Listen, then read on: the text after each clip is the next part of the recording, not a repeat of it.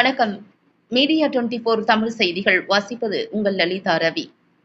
ஆலந்துறை காமாட்சியம்மன் கோவில் விழாவில் அந்தரத்தில் பறந்து வந்த பறவை காவடி பக்தர். வண்ணமயமான வான வேடிக்கையுடன் பக்தர்களுக்கு விருந்தளித்த கேரள இசை மற்றும் நடன கலைஞர்கள். கொட்டும் மழையில் பண்பாட்டு பாரம்பரியத்துடன் நடைபெற்ற காமாட்சியம்மன் கோவில் திருவிழா.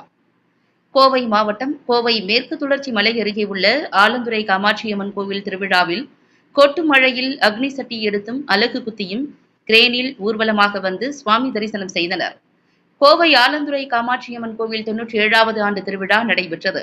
இவ்விழாவின் முக்கிய நிகழ்வான அலகு குத்தி பூச்சட்டி எடுக்கும் நிகழ்வு மிக பிரம்மாண்டமாக நடைபெற்றது.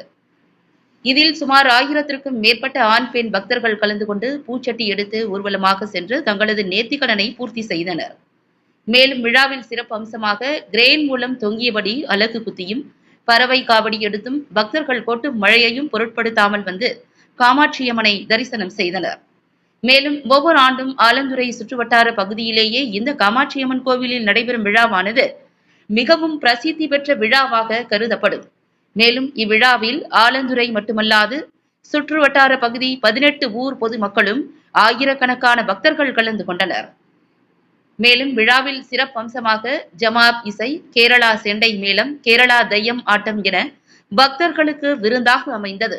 மாபெரும் திருவிழாவில் இறுதி நிகழ்வாக மஞ்சள் நீராட்டு விழாவுடன் காமாட்சியம்மன் கோவில் திருவிழா நிறைவு பெற்றது.